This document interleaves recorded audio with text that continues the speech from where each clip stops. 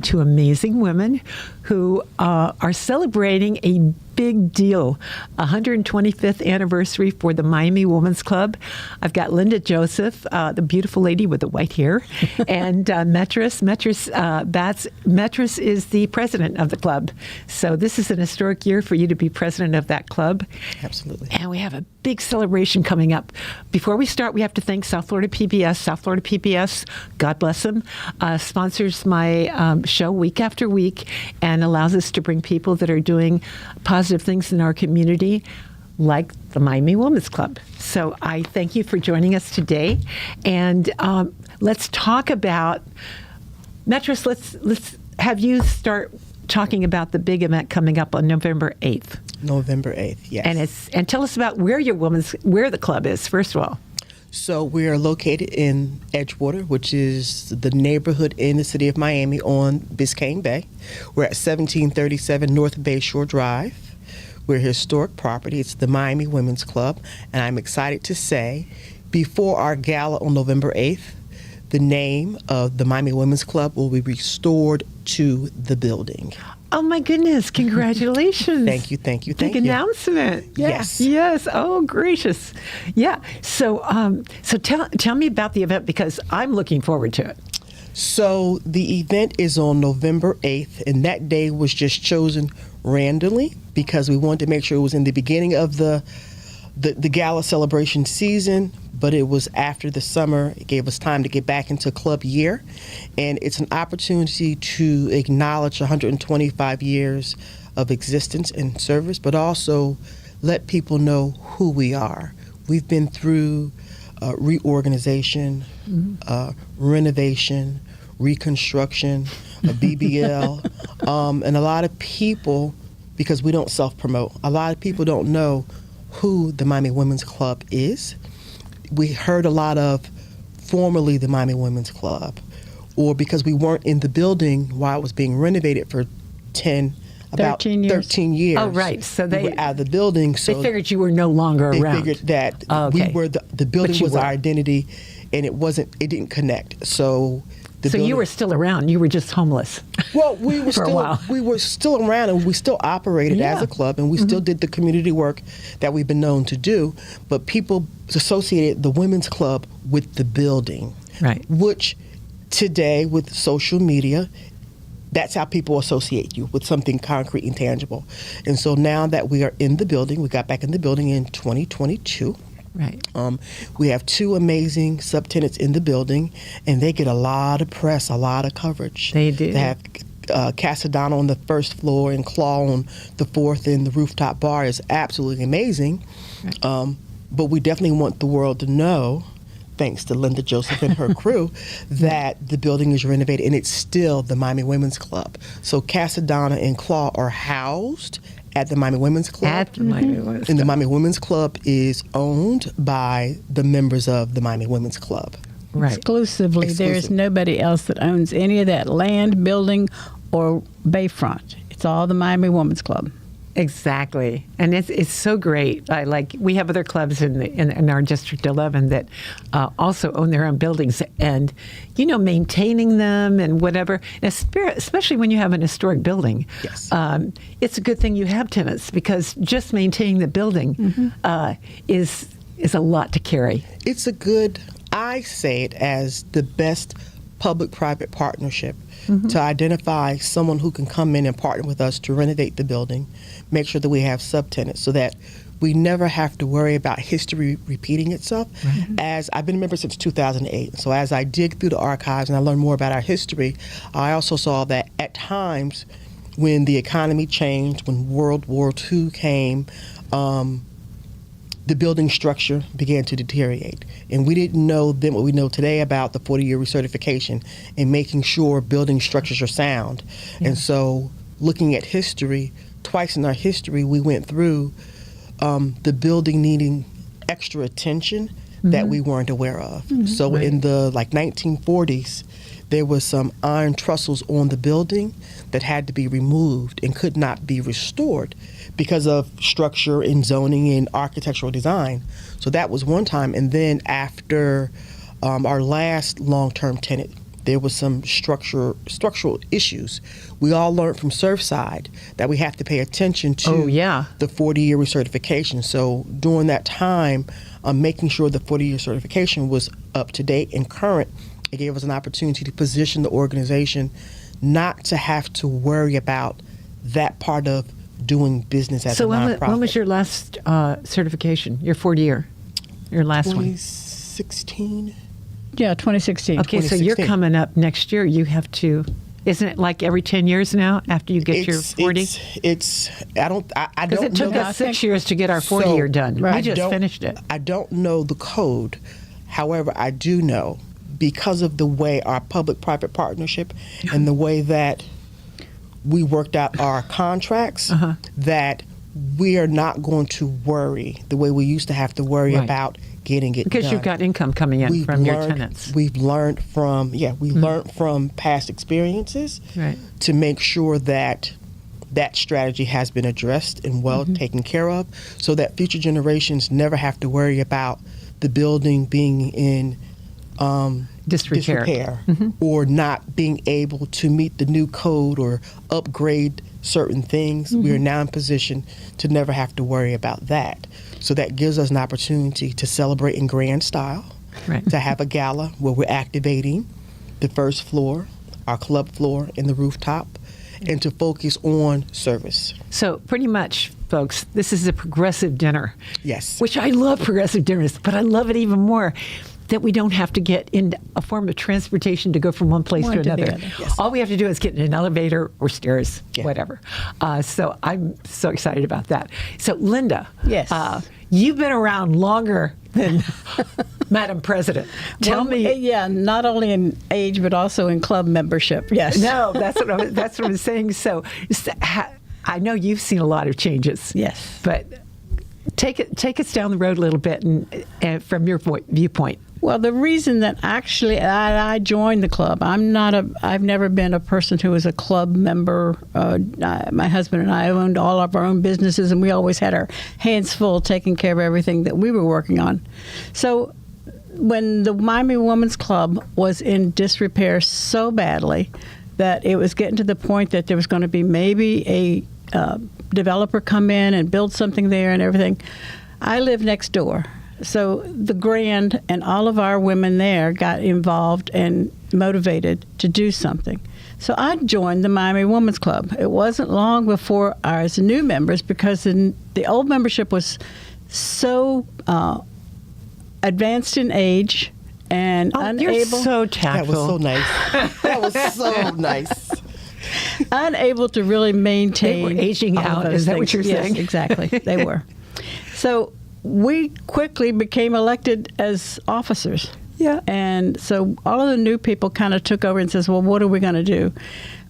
We ran the building for a little while. We had a couple of activities. We had a Casa Decor in there at one time, which stripped everything inside the building and made it into design rooms. Each different room was made into a designer showcase bedroom, a bathroom, a living room. Really? Yeah, it was really amazing. And we did that just because we had to get it cleaned up and get it back to bare bones so that we knew what we had to do.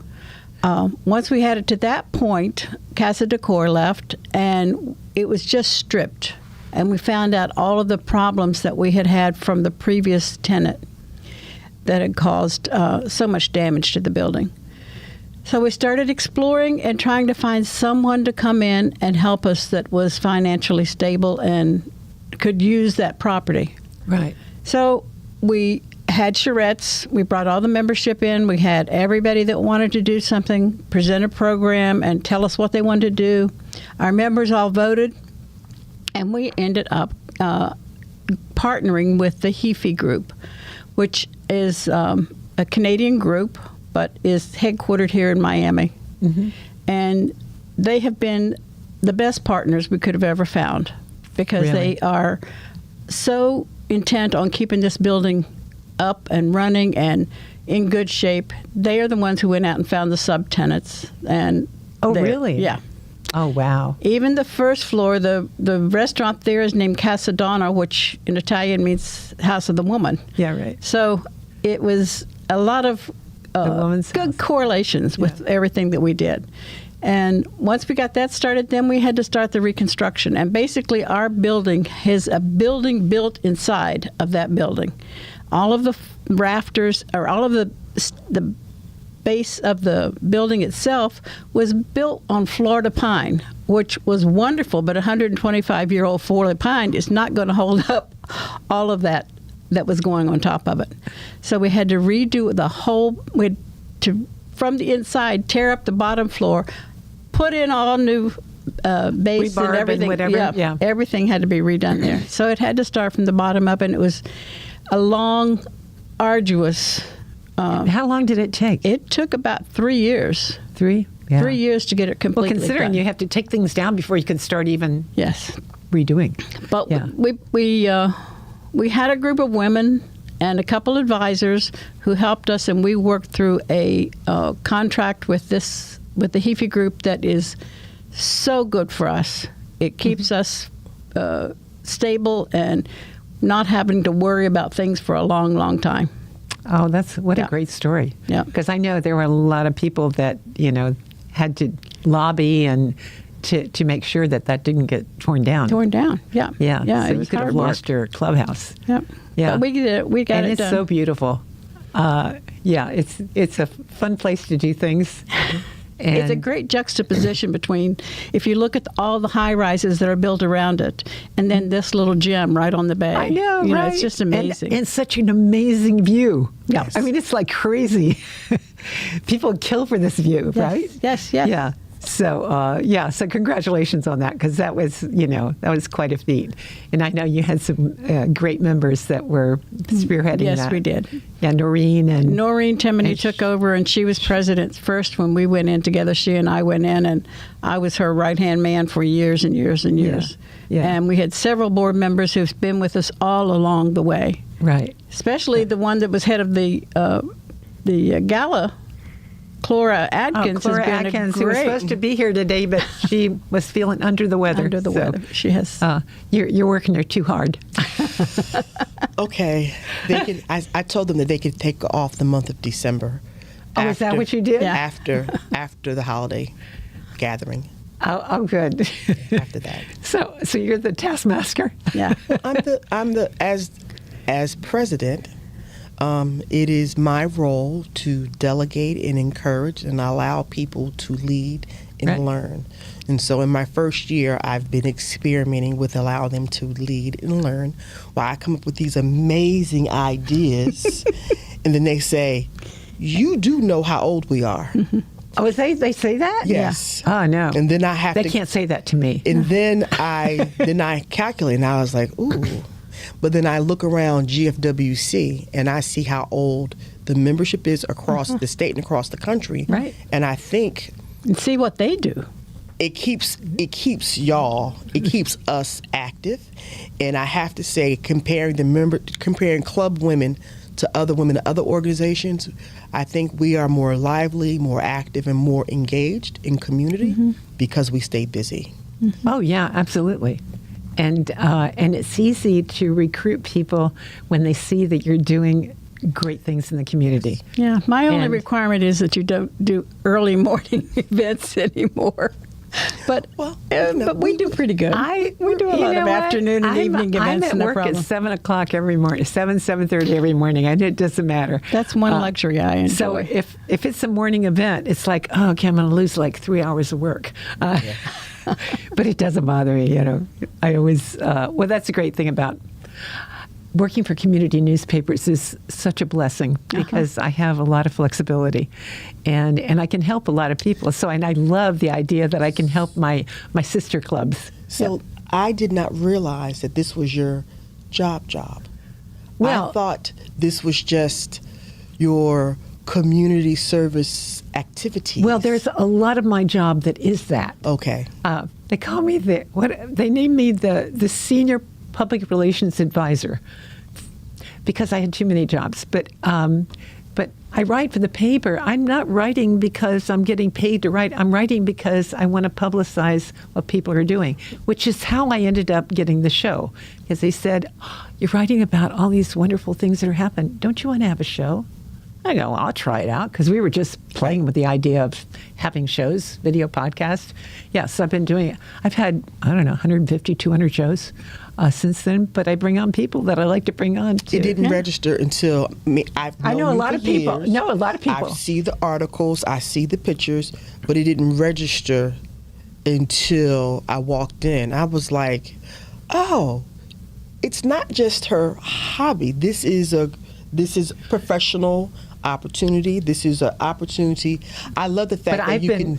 I've been writing even before I took the job full time. So it's great to see someone living their passion. Oh yeah, enjoying I know. Going to work. I love that. I would, if I weren't getting, well, and make money by helping people actually do their PR and marketing. There is that business side, but I spend as much time on the nonprofit stuff as I do on the business stuff.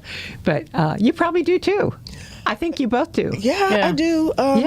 I could probably tell you how many planks are on the floor at the women's club and what paint marks are where and what wear and tear is there. But it's out of passion. And as president, digging through the archives and learning about why it's so important to celebrate the 125 years. Yeah. Because when you don't know your history, you tend to repeat it, but also you don't acknowledge the past contributions of the people who laid the foundation. The people who laid the groundwork. So right. in looking through the archives and looking through the things, it made me more excited about I've always been excited. I've been a member since 2008. I've been on the board since 2010. It's always made me excited about being a member, but going through the archives and digging through the yearbooks and looking at the fact that the club is 125 years old, just 4 years younger than the city of Miami, but also looking at the archives and looking how the relationship with the city and the elected officials and the celebrating of the city's birthday parties. And how much women played a part in the creation of the city of Miami. Oh, yeah, and you know what? You guys have brought to my attention things that I didn't know, because I know a lot of the projects you do and ongoing, I've seen over the years, the suffragist. Yes. How, women got the right to vote, but black women didn't until, black men before black women. Right. Which is, men always got everything first. But they will work together. Yeah, just because they didn't get to vote, they still worked with all the women exactly. Together. Yeah, so it's really interesting how we all of our clubs, the Coral Gables Women's Club just celebrated their 100th anniversary, like 2 years ago. Yeah, and now I'm starting a new club, the Doral West Dade Women's Club. Congratulations! And I got to thinking about that, because you're celebrating 100, and I go, well, I guess we should be documenting everything we're doing. So 100 years from now, they'll have that. So one of the things that I'm learning and seeing as a part of GFWC, that history is preserved through what the women's clubs have done across the country. And a lot of Paul George and a lot of historians go to women's clubs to get firsthand information. It's interesting, isn't it? In my job, which I love, the correlation between historic preservation and women's clubs. I was minding my own business in Tallahassee, and then someone gets up and they talk about when you start your research and you go into a new community, go find your local women's club and ask for their yearbooks. So of course I heard women's club, and I was like, oh. And they talked about how women's clubs do, if something happened in the community, it's usually the women's club members were the first responders.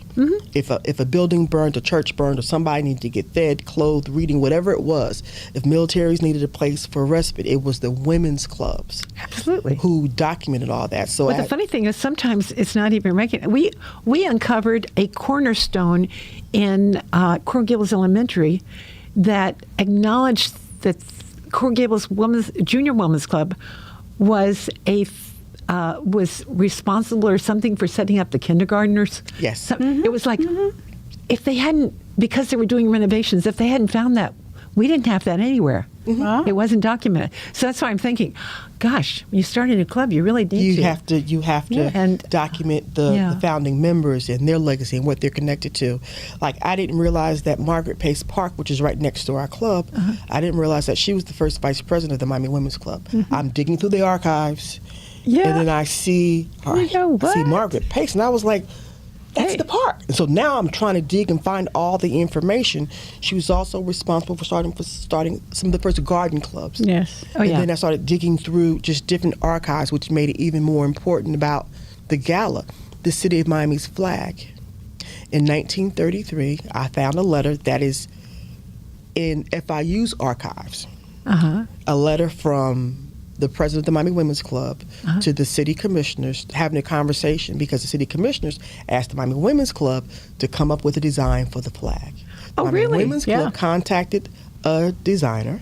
So we saw the letter from the women to the commissioner, a letter from the designer to the commissioner. So I went down to City Hall and I said, I'm looking for the third piece of this. And what they were able to give us was the city commission meeting on November 13th, 1933, which is in alignment with the dates of those letters, ratifying that that designer was responsible for the creation of the city of Miami's flag. So indirectly, Yes, it was through the Miami Women's Club. The Miami How Women's fun Club is hired that? that designer, yeah. hired a designer. We Is hired that that designer. right? And so just dig like in preparing to how we tell our story, Yeah. digging, and it's public information, but no one knows. And so when you don't talk about these things, Yeah. it tends to not become important, and you don't wonder why. So now I'm Right. looking at the Miami flag. I'm like, I walk into places and I'm thinking, okay, where's the Miami flag? So Yeah, just right. know by the time the gala gets here, there will be a prominently located City of Miami flag in Oh, our, yeah. in our Oh, yeah, building. for sure. So just looking at the connections of the different women, hearing Dr. Fields' story, Dr. Dorothy Fields, who's the founder of the Black Archives. Her father was the caretaker of the building. Oh, right. Dorothy Fields. Dorothy Why Fields. do- oh, okay. Yeah, Dr. Dorothy Fields. Yeah. So no, I know her as Dorothy Fields. yeah, Like, right. okay, So what? looking at and so we have this amazing Barbie doll collection that when the club turned Oh, 100, yeah. it was a feature article in the neighbor section for the Miami Herald. So we pulled out these dolls, and there's a doll that's fashioned after her stepfather. Oh, no way. And so he was like, okay, so my goal, my ambition for next year, we looked at all the dolls, and there's 5 dolls missing. So they stopped producing the dolls in 2004. And so Betty Lash, Noreen Timoney, Linda Joseph, and Shirley Parton are having dolls dressed as they were dressed for their installation. Oh, no. And so that will be Really? for That's where all the next year. dolls are dressed in Yeah. in duplicate outfits. Oh, I see. Yeah. Oh, my goodness. How cool is that? So for next year, that will be an opportunity to just talk about Barbie dolls. Right. Especially when I saw that Barbie movie, it hit differently after I began to learn the history of the club and see those dolls. And Right. in the box with those dolls, there was a brown doll. So when I looked in the box, I was with Nan. I looked in the box, and there was like 5 more dolls. And that box had been carried around for about 10 years. Yeah. It Is had that not right? been opened. I looked my in goodness. the Since we box. closed the club. Oh, right. So I looked in the box and I said, well, I guess that's me. And I think because Barbie dolls represent all women, Right. I think it's a great opportunity to continue the tradition of past presidents having these dolls because it's great content, but it also shows that why it's important for diversity, Right. why people should see a doll that looks like them because some have blonde hair, some have blue eyes, Right. some are tall, some are short. You know, Barbie represents women Yeah, right. in the changing landscape of who we are and how we describe ourselves. You can't take away the fact that we are women. So Right. having these Barbie dolls that are dressed, modeled after the presidents, it's just another way to honor the sacrifice and the work that the position of president has done for the clubs under leadership. right. And I want to Interesting. blow Metris's horn just a little bit here because she is our first black president of the Miami Women's Club. And her presence in the General Federation of Women's Clubs has been an enormous event that all of the country has seen and understand that the diversity that we need in our women's clubs is very relevant. And we kind of started a movement by going to the Florida conventions and things like that and representing the diversity that we have chosen as the Miami Women's Club, that we'll have a lot of, we've gotten a lot of attention, and I think the General Federation is very happy with the way things are going. I think we do have other black presidents in the state now. Yeah. So well, we have before you, too. There were, I know about some that Well, you were not the first in the state. Well, but no, you were I'm the first, for the Miami Club. The thing is, it's the first for the Miami Women's Clubs after 124 years. And not saying that it could have been different. Yeah. It could have been a lot. Well, maybe. When it's time, when the right time is the right time. So when I'm introducing myself or saying the reason that I'm here, it is built on the foundation of the last 5 presidents. Betty Lash, Linda Joseph, Noreen Timoney, and Shirley Park made it possible for me to be the where president. you are. So when I talk about District 11, when I'm talking about the black presidents, I acknowledge the historic Overtown Women's Club in Homestead, because when I became president, Cristal was president of Homestead, Levette was president of Overtown, and I'm president of the Miami Women's Club. How's Levette doing, by the way? Levette is doing well. Yeah. And what are they up to? Because we should be talking about you, but I'm just curious. So let me say this: last I night, love her. At the Commission for Women, I was supposed to be talking about the Miami Women's Club, but I talked about the district and the fact that there are 12 clubs and what our charge is. So Levette is the president of the Overtown Women's Club, and they meet at the historic police the Black Museum. Historic Police Museum, which is a great opportunity to tell 2 stories at the same time. They don't have to worry about a space to that's meet, great. which I think that I need a space. we understand, it just makes sense. Right. Yeah. They can partner and support that organization. Right. And everybody, it's centrally located. And so what I don't do, although we're the Miami Women's Club and Overtown is in the city of Miami, Right. I don't recruit out of Overtown. There are people who want to join the Miami Women's Club who I refer to the Overtown Women's Club. Yeah. Just because if you, to Linda joined because the building was right next to where she lived in her neighborhood. Right. Although we support everybody around the state, around the country, and internationally, I just think that being a part of your local club in your neighborhood makes it easier for you to make the sacrifice. Yeah, most of our clubs. To lug your cart next door and decorate for every monthly meeting because it's right next door. Is that what you do? That's the niche of what I've grown into is the Arts Commission. It's funny that the Coral Gables Women's Club now, we've got a lot of those big, beautiful condos all around us, and we're starting to get like people, all you need is one person in a condo. All of a sudden you get their friends. So we've had a lot of that, and like you said, they walk across the street, come to the meeting, and they don't mind staying late. I have to drive a half an hour to get. And so it's not that I don't want them, but also I like the fact that you can be members of multiple clubs. Now I am. Are you a member of both? I'm not. I refuse to be. I won't even join the Blue Umbrella, which is our cyber club, which was started by Diane Foster, who was the past president. I think it's great, but when you are a board member or active member, how do you divide your time and not leave something behind? Is this just me? We don't have to. Oh no, that's a whole nother show. I wanted to start a club because there was a need in Doral, but when you get new people that have never been associated with GFWC, you can't leave them on their own. So much to learn. So I said, I'll be president for 2 years. And get you guys on your feet, and then I can just be a member. It's in my neighborhood. It's not a big deal. That's what Diane said too about the Blue Umbrella. She'd be there for 2 years. I think it's. I great. don't even know much about the Blue Umbrella. I think it's great that you can be a member of multiple clubs, and the fact that we are one of the oldest service organizations in the country, and our membership is older. Being a member of multiple clubs can help us live a little longer. But it can also help us bring in more people. I don't think I like the idea of when you're on multiple clubs, having those 2 clubs work together for a common goal. That way I do that with all kind of stuff because I'm also on the board of Rotary. So I go, okay, well, Coral Gables Bar and the Rotary Club have joint mixers. Having joint events enables you to not only broaden people, help more people.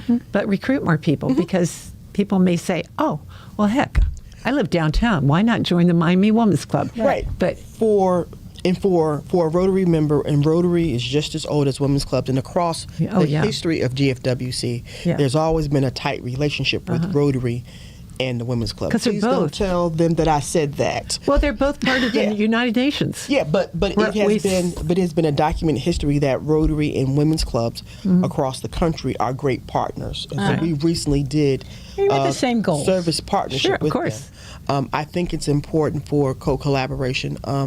I never want a club ever again to have to sunset and close their doors because we don't have enough members or can't figure out how to keep it alive. We just lost a club in our district that was founded in like 1945. I know, the Northeast. Yeah. And I'm looking because now I'm digging through history and I'm looking at how important they were to our history. And is it because there was a change in demographics, or did it become too commercial? I mean, what happened to that I think area? It's difficult for any club that doesn't have a central place to call their home. Right. And that's what happened to them, is that they were meeting at one place and then it was slowly being lost. Right. And so they just kind of dissolved. Yeah. I think bridging the old with the new. We're in an information technology age, and there's still a gap on technology and sharing information. And I think if we knew that a club needed to close their doors, or the strategy, the help, the support, we could have done how something. do we collectively, without being told, how do we ensure that Without being other asked for help. clubs are able to sustain? So the fact that people can join, and I encourage all my members, you can be members of other GFWC clubs. But not until you bring 2 new members to our club. But not until you come home and make sure you're on the committee that you're supposed to be on. So that way it strengthens our network. Right. And so one of the things... Our time is up, just so you know. Let's talk about November 8th. November 8th. What are we going to do, because you're sold out? So we have to go to your website and check out other options for you to participate. Follow us on social Before, media, the after. website, Yeah. GFWC MiamiWomen'sClub.org. I know We're that. going to have a wait list because we're exploring how to add more opportunities for people to celebrate with us. Maybe on the Saturday evening. We're definitely going to the opera on Sunday with Florida Grand Opera, but all that information will be on our social media. But the best part is there will be an after party that is not advertised, but we're just now letting everybody know about it. 3rd floor, Women's Club, 11 o'clock. Say Metros and Linda told y'all to come. We'll settle the score at the door. Okay, there you go. Okay, well, thank you guys so much for coming, and congratulations on 125 years. I'm so looking forward to November 8th. And anyway, thanks for coming. Again, thank you, South Florida PBS, for sponsoring the show. Until next time, be kind, be safe, and make a difference in our community like these 2 women.